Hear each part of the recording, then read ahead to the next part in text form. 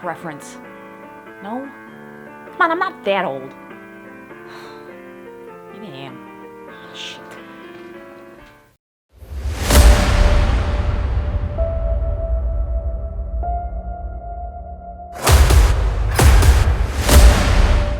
What is going on, guys? My name is Sarah, and I hope each and every one of you is having an absolutely stellar day. Thank you so much for joining me for the video today. If you are new to the channel, I hope that you're going to find my antics somewhat entertaining, and maybe that you'll consider subscribing. Maybe. I'll see if I can earn that from you, and if you've been here before, well, perhaps you are a glutton for punishment, but I sure as shit think that you're awesome. I do very much appreciate you guys coming back for more and all the support, so thank you guys, and I hope that you keep coming back.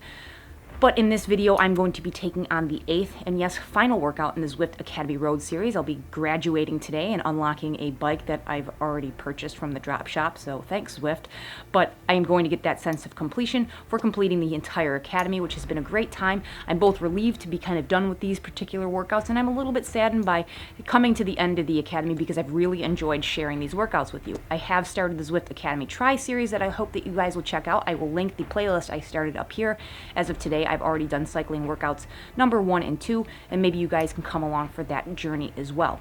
But today's workout is anaerobic depletion, and when you hear the word depletion in the title of a workout, you can rest assured there's going to be some suffering involved. Looking at the overall layout, this workout appears to be structured very much like some of the sprint workouts that we've done in this workout series so far, where you have very long recovery periods that are truncated by very short periods of maximal effort that you are going to be hitting your VO2 max level power. But the purpose of this workout is, yes, depletion. The idea behind it being that you only have so many matches to burn at your VO2 max level power, and the idea of this workout is to drain all of those matches out of the matchbook and drain the fast twitch muscle fibers in your legs. And by doing these types of workouts, over time you're actually able to add matches to your matchbook. Maybe you only start with 2 or 3 efforts that you can reach that high capacity in the course of an hour. By the time you're done with a certain training block, you might be up to 4, 5, 6, and that can be very effective for any type of rider, whether you are a racer on the road or on Zwift, whether you like to do group rides indoors or outdoors, or even if you just like to go around your local terrain with short, punchy climbs where you have to put in a high intensity effort and then recover back at your baseline. So these types of workouts will help you to be a better athlete in that regard. But I'm going to get on the bike. I'm going to do the workout first. I'll give you the intervals in more detail so I can give you some tips and tricks and expectations going into this workout. And I'll also round out the video by giving some overarching thoughts behind the Zwift Academy as a whole, how I felt Zwift put on this academy this year, and more importantly, how I think that this type of work can fit into a greater cycling repertoire in terms of your training and how you can make the most out of this, as we still do have several weeks left available in the academy, and hopefully you guys can maximize on it. So without any further procrastination and me running my mouth, I'll get on the bike and I'll do my work, and then I'll share my work with you. So thanks for making me work. It's rude.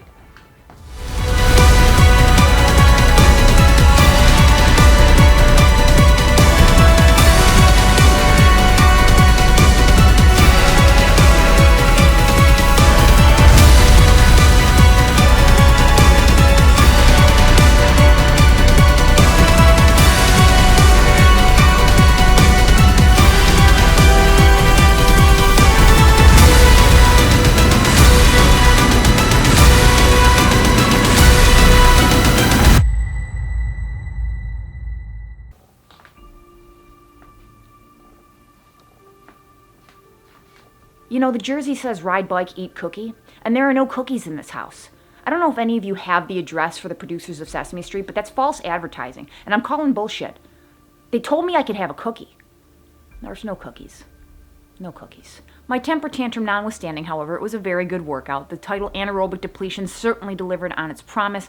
I'll go right into the interval structure here so you can know what to expect. I'll talk about some of the tips and context, and then we'll come back and talk about some of the overarching themes and talk about the academy as a whole. So you're going to get about 22 minutes of total warm-up here, broken down into some of the component parts that we've already seen, beginning with that 10-minute ramp up, starting at 40% of your FTP and working up to about 75% of that FTP. Then you're going to settle in at that 2 minutes at 55% of FTP. Then you're going to get another 3-minute ramp up more at your zone 3 and into threshold. So you're going to start at about 80% of FTP and work up and peak at your FTP. So it adds resistance about every 15 seconds. So you get a few more watts into the system, and then you're just warming up those legs. Then you're going to get another 3 minute at 55% of FTP, get back in control of the cadence and the heart rate. And then you're going to get your priming sets, and you're going to have 2 of these. They are 30 seconds at 95% of FTP. However, the intention is to get you to do this at a high cadence. They prescribe 115 RPM plus. If you can't get that high, just go as fast as you can. That's why the duration is so short. So 30 seconds at 95%. You're going to get 2 minutes of rest at 55% of FTP. You're going to do another 30 seconds, and then you're going to get another 2 minutes of rest. After that 2 minutes of rest, you're moving straight into the first working set. So this is a 4-rep set. You're going to have a 30-second free ride mode. This is an all-out maximal 30-second effort. So give it everything you can for the 30 seconds, and then you're going to get a 5-minute full recovery and rest at 50% of your FTP. Now, my recommendation for this is you can probably leave it in erg mode. I did. It worked just fine. What I did, however, was starting the interval about a second or two early. So right before the arch, you start revving up that leg speed and start getting on the power.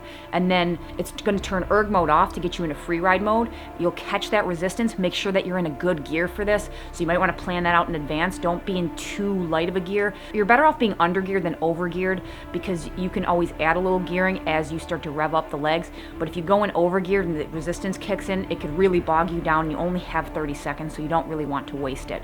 So once you have that resistance mode catch rather than the erg mode, you're already in place at a nice leg speed. And then when you hit that arch, I started to back down about a second or so beforehand just to bring my cadence back down. So I was about 120 RPM. I brought my cadence back down to 90, let my power start to drop off. So when erg mode reinitiated, it wasn't trying to bring me down to that lower 50% of my FTP at an ultra high spin rate. That might have been a little bit out of control. So you're basically just kind of manipulating the Zwift erg mode by taking the entire interval and shifting it about a second or two before the arch. So you're not cheating yourself for the workout, you're just kind of shifting that interval a second or two early, and it works out really well. Until Zwift fixes their erg mode resistance edition, this is just what we have to do to deal with it, but you learn how to work around it. So you're going to do that block 4 times. The 30 seconds on and the 5 minutes of recovery, you're going to do that a total of 4 times. The same exact way. You can try a little bit of different gearing, different technique. You can try different leg speed, however you want to slice it, but it's the same prescription for all 4 of those sets.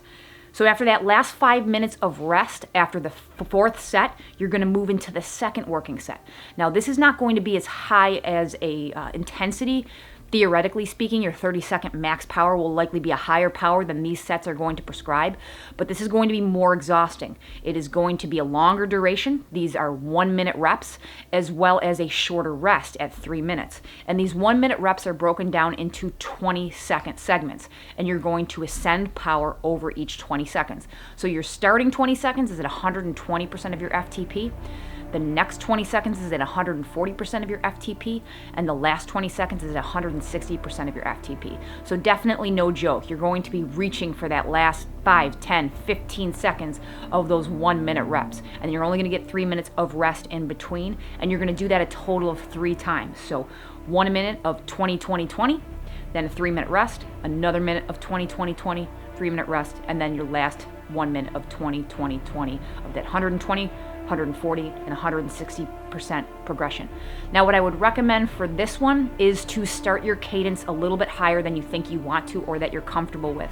Because what happens is you're adding 20% power over your FTP each 20 seconds, and that resistance is going to keep kicking in, and it's not going to be gentle with you, and you're already going to be fatigued from the first working set. So if you start that cadence a little bit higher, relying on leg speed rather than torque, as that resistance starts to kick in, you'll have somewhere to go, because your cadence is likely going to start to drop. So instead of dropping from 90 RPM down to something like 75 RPM, you might be able to start at 120 RPM and still end the sets at 100 RPM.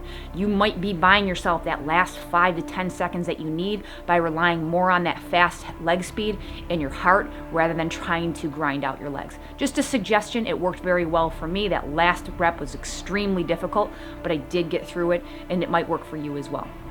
After you do those 3 sets, or 3 reps rather, you are going to end with a 5-minute cool down. This one, You know, this is kind of like that sprint workout. They kind of screwed the pooch on this one, in my opinion. They started you at about 65% of your FTP, and you kind of work your way down to 40%. I would have liked, this is a 59-minute workout. Why not make it 60 minutes and put that 1 minute in between the last rep and give you, 50% of your FTP. Let you get back in control of your cadence and your heart rate rather than trying to jump into 65%.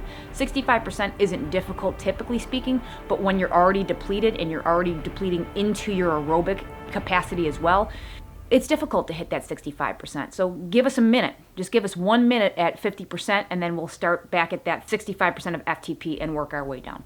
Just my 2 cents, just my opinion. Obviously, they've already created the workout, but I would have liked to see that done a little bit differently. Now, what I did at the end was did a little back spinning afterwards. It actually made the legs feel really good to just spin backwards, unwind the legs a little bit. It's extremely effective, really loose, no real tension on the legs, just moving them a little bit. You can do a light spin. You can do 30-40% of your FTP and just kind of cruise through in your recovery zone. But sometimes that back spinning is helpful, so it might be something you want to try. In terms of fueling, this again is a sugar-centric workout. I would recommend either fueling right before you get on the bike or find some quick burning sugar source to take in the first few minutes of the workout. Whether it's a gel, a chew, you could do a bar, but they don't digest as quickly. Just some very cheap, easy type of sugar, like a maltodextrin or a clostridextrin base. Whether it's a gel that you like, whatever tastes good to you, use that. But you want something that's going to be available to you very quickly and burn sugar very quickly.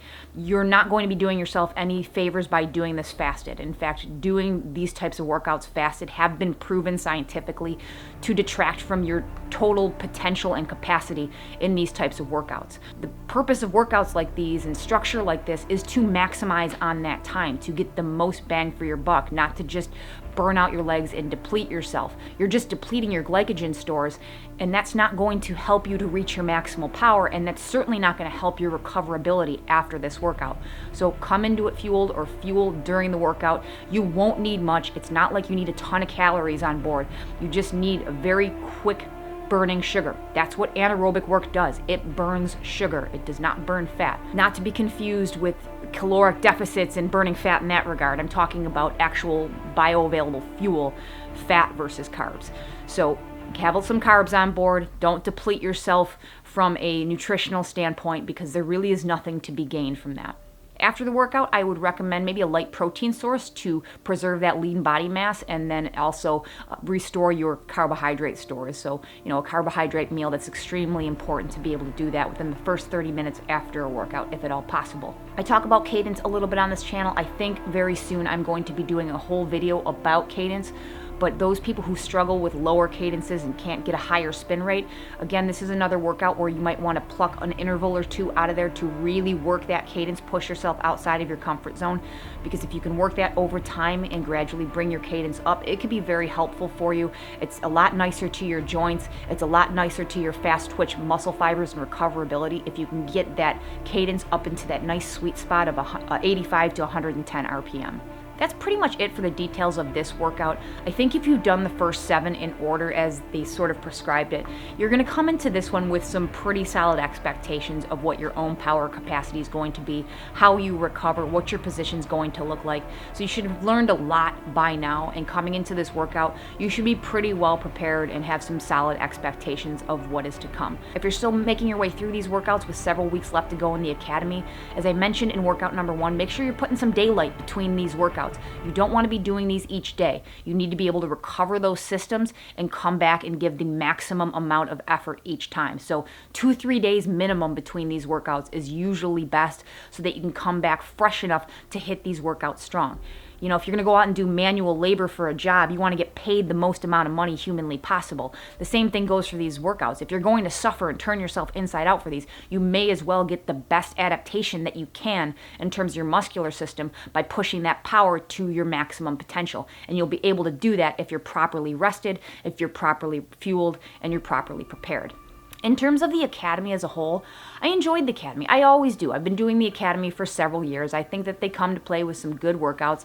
I think these workouts are some of the better ones that they've come out with, aside from a few of the minor nitpicky criticisms that I've come up with in terms of recovery valleys. But really, I've been impressed with this year's offerings in terms of workouts. What I was not impressed with this year is the schedule. I don't recall it being this sparse.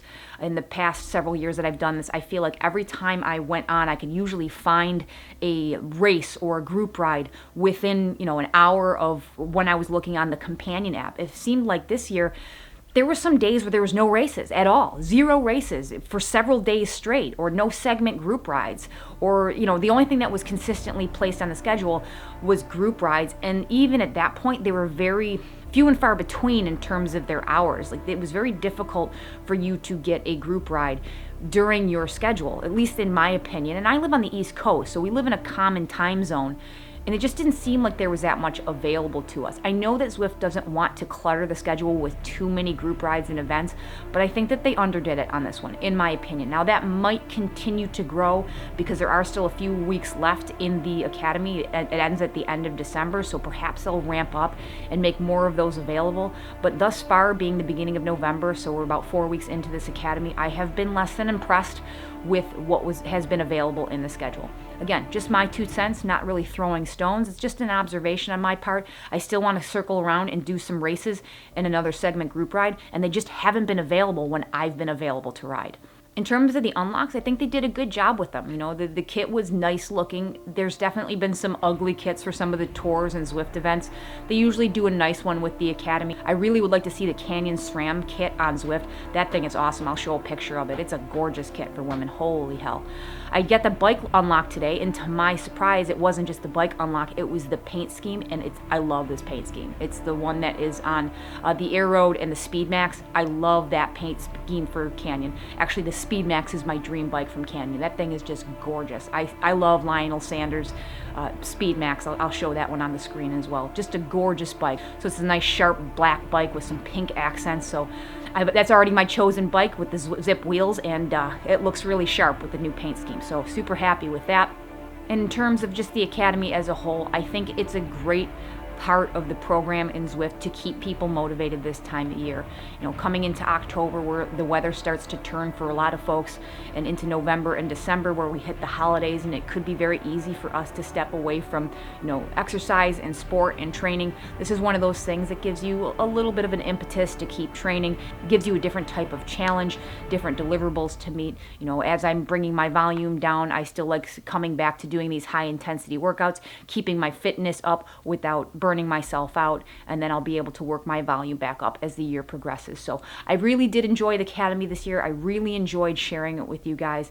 It's been really fun. I hope you guys got some value out of these videos. If you guys have enjoyed watching my journey through the Zwift Academy, there are several other small creators that have been making videos documenting their journeys as well, and I think a lot of them have done a really good job. In fact, one of my subscribers, her name is Linda. Her handle here on YouTube, I'll link it below, is called Zwifting with Granny, and she's been leaving really awesome comments on all my videos. And the one day I went to reply to her comment, and I clicked on her actual page by accident, and incidentally enough, she makes her own videos, and I'd never realized it. So I watched through her library of videos, and it's such inspiring stuff. She talks about some of her physical limitations and working through those, and her journey towards fitness, and she wants to inspire other seniors to be able to kind of get on Zwift and do these types of things to get fit and happy and healthy. And she's got a great sense of humor, and her dog Morgan is absolutely adorable. So I recommend you check out her videos, show her some love. Again, I'll link that down below. And if you guys have channels, sometimes it's hard for me to tell if you guys make videos if you leave comments. I usually check the comments